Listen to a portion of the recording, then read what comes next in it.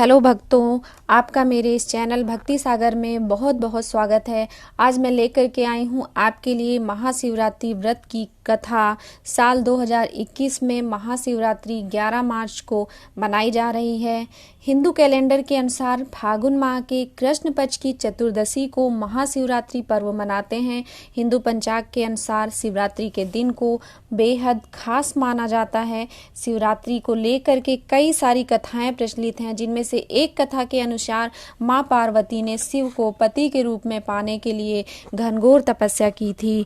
पौराणिक कथाओं के अनुसार इसके फलस्वरूप फागुन कृष्ण चतुर्दशी को भगवान शिव और माता पार्वती का विवाह हो गया था। यही कारण है कि महाशिवरात्रि को बेहद महत्वपूर्ण और पवित्र माना जाता है। वहीं गरुड़ पुराण में वर्णित एक कथा के अनुसार इस दिन एक निषाद राज अपने कुत्ते के साथ शिकार खेलने गया था, किंतु उसे कोई शिकार नहीं मिला। वह थक कर भूख प्यास से परेशान होकर एक तालाब के किनारे गया, जहां बिल्व वृक्ष के नीचे शिवलिंग था। अपने शरीर को आराम देने के लिए उसने कुछ बिल्व पत्र यानी बेल पत्र तोड़े, जो शिवलिंग पर भी गिर गए। अपने पैरों को साफ करने के लिए उसने उन पर तालाब का जल छिड़का, जिसकी कुछ बूंदें शिवलिंग पर भी जा गिरी। ऐसा करते समय उसका एक तीर नीचे गिर गया, जिसे उठाने के लिए वह शिवलिंग के सामने नीचे को झुका। इस तरह शिवरात्रि के दिन शिव पूजन की पूरी प्रक्रिया उसने अनजाने में ही पूरी कर ली। मृत्यु के बाद जब यमदूत उसे लेने आए तो शिव के गणों ने उसकी रक्षा की और उन्हें भगा दिया। कहा जाता है कि भगवान शिव अनजाने में अपने भक्त को इतना फल देते हैं, तो विधि विधान से पूजा करने वाले भक्तों को किसी प्रकार की कमी नहीं रहती है। चलिए अब मैं दूसरी कथा आपको सुनाती हूँ। दूसरी कथा है, पौराणिक मान्यताओं के अनुसार प्राचीन काल में चित्रभानु नाम का एक शिकारी था। जानवरों की हत्या करके वह अपने परिवार को पालता था। उसने एक साहूकार से कर्जा ले रखा था, लेकिन उसका ऋण समय पर ना चुका सका। क्रोधित साहूकार ने शिकारी को शिव मठ में बंदी बना लिया। संयोग से उस दिन महाशिवरात्रि की रात्रि थी। शिकारी ध्यान मग्न होकर शिव संबंधी धार्मिक बातें सुनता रहा। चतुर्दशी को उसने महाशिवरात्रि व्रत की कथा भी सुनी। शाम होते ही साहूकार ने उसे अपने पास बुलाया और ऋण चुकाने के विषय में बात की। शिकारी अगले दिन सारा ऋण लौटा देने का वचन देकर के बंधन से छूट गया। रोज की भांति वह जंगल में शिकार के लिए निकला, लेकिन दिन भर बंदी गृह में रहने के कारण भूख प्यास से व्याकुल था। शिकार खोजता हुआ वह बहुत दूर निकल गया। जब अंधकार हो गया तो उसने विचार किया कि रात जंगल में ही बितानी पड़ेगी। वह एक तालाब के किनारे एक बेल के पेड़ पर चढ़कर रात बीतने का इंतजार करने लगा। बेल वृक्ष के नीचे शिवलिंग था, जो बिल्व पत्रों से ढका हुआ था। शिकारी को उसका पता न चला। पड़ाव बनाते समय उसने जो टहनियाँ तोड़ी वे संयोग से शिवलिंग पर गिरती चली गईं। इस प्रकार दिन भर भूखे प्यासे शिकारी का व्रत भी हो गया और शिवलिंग पर बेलपत्र भी चढ़ गए। एक पहर रात्रि बीत जाने पर एक गर्भिणी हिरणी तालाब पर पानी पीने पहुंची। शिकारी ने धनुष पर तीर चढ़ाकर ज्यों ही प्रत्यंचा खींची, हिरणी बोली, मैं गर्भिणी हूँ, शीघ्र ही प्रसव करूंगी। तुम एक साथ दो जीवों की हत्या करोगे, जो कि बिल्कुल ठीक नहीं है। मैं बच्चे को जन्म दे करके शीघ्र ही तुम्हारे समक्ष प्रस्तुत हो जाऊंगी, तब मार लेना। शिकारी ने प्रत्यंचा ढीली कर दी और हिरणी जंगली झाड़ियों में लुप्त हो गई।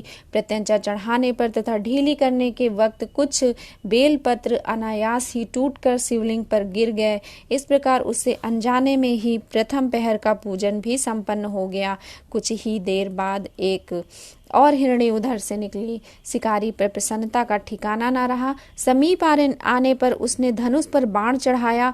तब उसे देख हिरणी ने विनम्रता पूर्वक निवेदन किया, हे शिकारी, मैं थोड़ी देर पहले ऋतु से निवृत्त हुई हूँ, कामातुर हूँ, विरहिणी हूँ, अपने प्रिय की खोज में मैं भटक रही हूँ। मैं अपने पति से मिलकर के शीघ्र ही तुम्हारे पास आऊंगी। शिकारी ने उसे भी जाने दिया।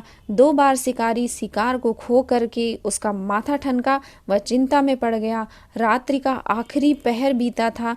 इस बार भी धनुष से लगकर कुछ बेलपत्र शिवलिंग पर जा गिरे तथा दूसरे प्रहर का पूजन भी संपन्न हो गया। तभी एक अन्य हिरणी अपने बच्चों के साथ उधर से निकली। शिकारी के लिए यह स्वर्णिम अवसर था। उसने धनुष पर तीर चढ़ाने में देर नहीं लगाई।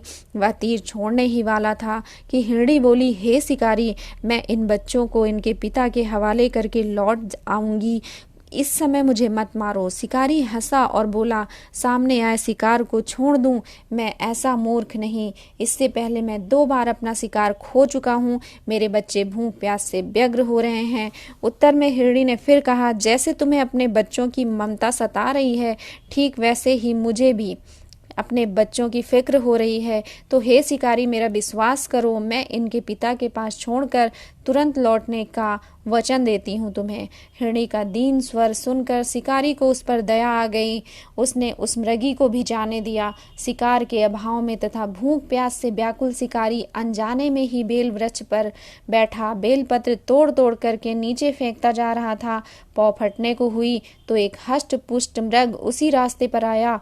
शिकारी ने सोच लिया कि इसका शिकार अवश्य करेगा। शिकारी की तनी प्रत्यंचा देखकर मृग विनीत स्वर में बोला, हे शिकारी, यदि तुमने मुझसे पूर्व आने वाली 3 मृगियों तथा छोटे छोटे बच्चों को मार डाला है तो मुझे भी मारने में विलंब मत करो, ताकि मुझे उनके वियोग में एक क्षण भी दुख ना सहना पड़े।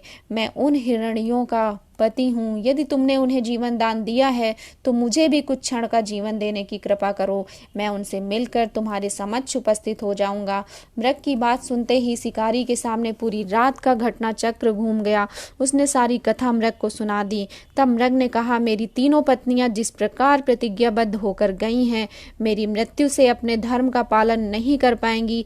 अतः जैसे तुमने उन्हें विश्वास पात्र मान करके छोड़ा है, वैसे ही मुझे भी जाने दो। मैं उन सब के साथ तुम्हारे सामने शीघ्र ही उपस्थित हो जाऊंगा।